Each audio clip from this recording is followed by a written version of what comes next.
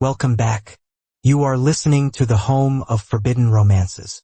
Prepare yourself, because tonight's story will leave you breathless. The reinforced steel door of the safe house disintegrated with a single, thunderous impact, the blast wave throwing Lysander against the far wall before he could even scream. Debris rained down like concrete hail, choking the dank air of the Sector 9 slums. Lysander's ears rang with a high-pitched whine, but his instincts, honed by 7 years of looking over his shoulder, screamed louder. He didn't check his bruised ribs. He didn't check the blood trickling from his hairline. He scrambled on hands and knees toward the heavy wardrobe pushed against the bedroom alcove, his heart hammering a frantic rhythm against his sternum. The twins, but before his fingers could graze the handle of his hidden pistol, a boot, polished to a mirror shine despite the filth of the alleyway, slammed onto his hand. Bone crunched. Lysander gasped, the sound wet and ragged, looking up through his disheveled silver hair. Towering over him was a silhouette carved from nightmares and old dreams. The tactical assault gear was matte black, expensive, and imperial, the insignia of the High Directorate. A golden hawk clutching a lightning bolt gleamed on the chest. But it was the face that stopped Lysander's heart cold. It was a face he had kissed 1,000 times in the dark. A face he had memorized by the light of dying suns. "Target secured," the man said. His voice was a deep baritone, familiar as a prayer, yet stripped of all warmth. It was the voice of a stranger wearing his husband's skin. "Kalen," Lysander whispered, the name tasting like ash. General Kalen Voss, the Empire's most feared enforcer, tilted his head. His eyes, once a warm, molten gold that crinkled with laughter, were now cold, hard chips of amber. There was no recognition, only the clinical assessment of a predator looking at prey. "You know the name," Kalen said, crouching down. He didn't remove his boot from Lysander's crushed hand. The pressure was calculated, enough to immobilize, not enough to sever. "That makes the interrogation easier. Where are the assets?" I don't know what you mean," Lysander choked out, pain radiating up his arm. "Don't lie to me, thief," Kalen hissed, leaning closer. The scent of him, ozone, gunpowder, and the bitter tang of alpha pheromones, washed over Lysander, triggering a biological ache deep in his gut. It was the scent of his fated mate, distorted by years of suppression drugs and rage. "You stole genetic material from the royal lineage 7 years ago. You vanished. Intelligence says you've been cultivating the samples." Samples, he was talking about their children, their sons. "They aren't samples," Lysander spat, defiance flaring in his chest. "And I didn't steal them." Kalen's expression darkened. He grabbed Lysander by the throat, lifting him effortlessly off the floor until his toes barely scraped the concrete. "Then explain why a low-level researcher has a biological signature that calls to me across the entire damn city. Explain why, ever since I woke up in that hospital 7 years ago, I've had a hole in my chest that only killing you seems likely to fill." This was the tragedy of it. The amnesia hadn't just taken Kalen's memories. It had twisted the mate bond. The magnetic pull that should have drawn them together in love was now being interpreted by his broken mind as a threat, a target to be eliminated. The Empire had turned his love into bloodlust. "Daddy!" The small, trembling voice cut through the tension like a knife. Kalen froze. Lysander stopped struggling. Slowly, the wardrobe door creaked open. 2 identical heads of messy black hair peeked out. 7-year-olds. Elian and Eris. They had Kalen's strong jawline, his dark hair, but they had Lysander's silver eyes. And right now, those eyes were wide with terror. Kalen dropped Lysander. He didn't look at the Omega gasping for air on the floor. He stared at the boys. The general took a step forward, his hand drifting toward the energy pistol at his hip. "The assets," he murmured. 2 of them. Anomalous readings confirmed. "Don't touch them," Lysander shrieked, launching himself at Kalen's back. It was a futile move. Kalen was an Alpha Prime, a biological war machine. He backhanded Lysander without looking, sending him crashing into the shattered remains of the doorframe. Kaelin knelt before the twins. Eris, the younger by 2 minutes, whimpered and hid behind his brother. Elian, though shaking, stood his ground, raising a small, trembling chin. "Who are you?" Elian demanded, his voice cracking. Kaelin stared. He reached out a gloved hand. He didn't grab them. He hovered his fingers inches from Elian's face. The boy didn't flinch. "Why?" Kaelin whispered, a flicker of pain crossing his face. He pressed a hand to his temple, his eyes squeezing shut for a second. "Why do you look like the ghosts in my head?" "General," a static-filled voice barked from Kaelin's earpiece. "Extraction team inbound. Secure the assets and liquidate the thief. Per Emperor's orders." Kaelin's eyes snapped open. The gold was hard again. The soldier was back. He stood up, towering over the children. He looked back at Lysander, who was bleeding, broken, and weeping silently on the floor. "Pack them up," Kaelin said to the squad of masked soldiers swarming into the room behind him. "Bring the thief too. If he dies before I get answers, I'll execute every single one of you." The holding cells of the Obsidian Citadel were designed to break the mind before the body. The walls were vantablack, absorbing all light, and the hum of the energy containment field vibrated at a frequency that induced nausea. Lysander had been there for 3 days. They hadn't tortured him physically, not yet. They just left him in the dark, wondering if his sons were alive. It was a cruelty far worse than physical pain. When the door finally hissed open, the light was blinding. Kaelin stepped in, carrying a metal chair. He placed it in the center of the room, sat down, and crossed his legs. He had shed the tactical armor for a pristine, high-collared military uniform. He looked regal, untouchable, and completely miserable. "The children are being tested," Kaelin said abruptly. "Their genetic markers are impressive. 99.9% compatibility with the royal house. They are your sons, Kaelin," Lysander said, his voice raspy from dehydration. "Elian and Eris. We named Elian after your grandfather." Kaelin flinched. "Stop. We lived in the coastal safe zone.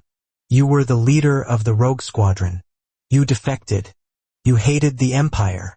Lysander leaned forward against the restraints of his chair. "We were happy. You used to sing to them while they were still in me." "I said stop," Kaelin roared, the sound echoing off the black walls. He stood up, pacing the small cell like a caged tiger. "I am the Grand Duke. I am the sword of the Emperor. I do not defect. I do not live in shacks by the ocean." He slammed his hands against the wall above Lysander's head, trapping him. "But why? Why do I know the smell of your skin?" Kaelin's voice dropped to a terrifying whisper. "Why? When I saw the boy cry during the blood draw, did I want to tear the medic's throat out with my teeth? Because you are their father?" Lysander said softly, tears tracking through the grime on his face. "And you are my alpha. The Empire stole your memories, Kaelin. They took you after the explosion at the chaotic zone border. They told me you were dead. I ran to save the twins." Kaelin stared at him. The proximity was intoxicating. The bond between them was screaming, a primal force demanding to be acknowledged. Kaelin's pupils were blown wide, swallowing the gold irises. His hand trembled as he reached out, his thumb brushing Lysander's cheekbone. "If you are lying," Kaelin murmured, "I will kill you slowly. And if I'm telling the truth?" Lysander countered, leaning into the touch despite the danger. "If you realize you've been hunting your own family for the tyrant who enslaved you?" Kaelin pulled his hand back as if burned. He turned away, his breathing ragged. "The Emperor arrives tomorrow," Kaelin said, his back to Lysander. "He wants to see the success of the project. He intends to take the children to the capital for conditioning." Conditioning. Lysander's blood ran cold. He knew what that meant. It meant stripping a child of their humanity, just as they had done to Kaelin. It meant pain, drugs, and psychological fracture. "Kaelin, please," Lysander begged. "Do what you want with me, but don't let him take them." They are ours. Kalen walked to the door. He paused, his hand on the biometric scanner. I don't know who ours is, Kalen said, his voice devoid of emotion. There is only the mission. The door slid shut, plunging Lysander back into darkness. The transfer bay was a cavernous hangar of polished steel and harsh white lights. An Imperial shuttle, sleek and predatory, waited on the launch pad. Lysander was on his knees, hands cuffed behind his back, flanked by 2 armed guards. He watched helplessly as a separate squad escorted Elian and Eris toward the shuttle. The boys were dressed in white jumpsuits, looking small and terrified. Elian was holding Eris's hand so tight his knuckles were white. Standing at the base of the shuttle ramp was the Emperor, a withered man in ornate robes, surrounded by a personal guard. And beside him stood Kalen. Magnificent, the Emperor croaked, his voice amplified by the hangar's acoustics. The potential in their blood. It exceeds even yours, Kalen. Yes, your majesty, Kalen replied stiffly. He was standing at parade rest, staring straight ahead. But Lysander, watching from 20 yards away, saw the minute twitch in Kalen's jaw. And the carrier? The Emperor gestured loosely toward Lysander. He is of no further use. A loose end. Dispose of him. One of the guards behind Lysander unholstered a pistol. The distinct click of the safety being disengaged echoed in the silence. No! Elian screamed, trying to break free from the soldier holding him. Papa! The sound of his son's scream seemed to ripple through the air. Kalen's head snapped toward the boy. Do it! The Emperor commanded, bored. The guard raised the gun to the back of Lysander's head. Lysander closed his eyes. I love you, Kalen. I forgive you. Bang. The gunshot was deafening. Lysander flinched, waiting for the dark. But the dark didn't come. Instead, he heard the heavy thud of a body hitting the floor behind him. He opened his eyes. Kalen was no longer at parade rest. He stood 10 feet away, his arm extended, smoke drifting from the barrel of his sidearm. He had shot the guard executioner between the eyes from across the hangar with impossible precision. The hangar fell into a stunned silence. Even the Emperor looked shocked. General Voss, the Emperor said, his voice dropping to a dangerous register. What is the meaning of this malfunction? Kalen lowered his arm, but he didn't holster the weapon. He turned slowly toward the Emperor. The blank, conditioned look was gone from his eyes. In its place was an inferno of golden rage. My head, Kalen said, his voice low and vibrating with a growl that wasn't entirely human. It finally stopped hurting. You are compromising the mission, the Emperor spat. Guards, subdue the general. Secure the assets. They aren't assets, Kalen roared. The sound was so powerful it physically rattled the teeth of the men nearby. They are my sons. Chaos erupted. Kalen moved like a blur of shadow and violence. He didn't just fight, he dismantled. The 2 guards nearest the Emperor fell before they could raise their rifles, cut down by Kalen's energy blade which materialized from his wrist gauntlet. Lysander! Get them! Kalen shouted, providing covering fire as he advanced on the shuttle. Lysander didn't hesitate. He scrambled up, ignoring his cuffed hands, and ran toward the boys. The guards holding the twins were distracted by the Grand Duke's sudden treason. Lysander barreled into them, using his shoulder as a battering ram. Papa! Eris cried, clinging to Lysander's legs. Get on the shuttle! Lysander yelled, kicking a guard in the knee. Go! Kalen was a whirlwind of death, cutting a path toward them. He took a plasma round to the shoulder, the armor smoking, but he didn't even slow down. He reached the Emperor's personal detail and tore through them with the ferocity of a wild animal protecting its pack. He reached Lysander and the twins just as the hangar blast doors began to close. Lockdown protocol initiated. Kalen grabbed Lysander, spinning him around. With a precise tug, he snapped the chain of the handcuffs. Can you fly this model? Kalen demanded, shoving Lysander toward the shuttle ramp. Yes, but Kalen, go. Prep the engines. I'll hold the breach. No! Lysander grabbed Kalen's lapel. Blood was soaking the general's uniform. I am not leaving you again. Not for 7 years. Not for 7 seconds. Kalen looked down. For the first time, the cold mask shattered completely. He looked at Lysander with a mixture of agony and dawning wonder. The memories weren't all back. The past was still a jagged puzzle, but the feeling was there. The absolute, biological certainty that this man was his soul. You aren't leaving, Kalen said, his voice rough. We leave together. Kalen turned, raising both pistols. But first, I need to resign from my position. He unleashed a barrage of suppressing fire at the reinforcements pouring through the far doors, buying Lysander the precious seconds needed to hustle the twins up the ramp. The shuttle engines whined to life, a high-pitched scream of anti-gravity thrusters. The ramp began to lift.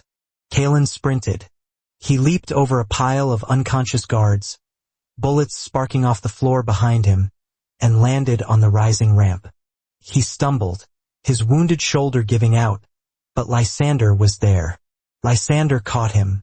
For a moment they were suspended there, the hangar blurring past as the shuttle shot out into the stormy night sky, leaving the obsidian citadel behind. Lysander dragged Kalen into the cargo hold.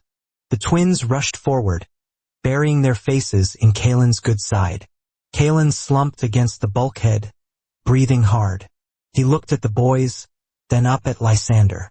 He reached out, his bloody hand trembling, and this time he didn't pull away. He cupped Lysander's face, his thumb tracing the scar on Lysander's lip. I don't remember our wedding, Kalen whispered, his voice thick with pain. I don't remember naming them. I have holes in my mind where my life should be. Lysander covered Kalen's hand with his own, pressing a kiss to the bloody palm.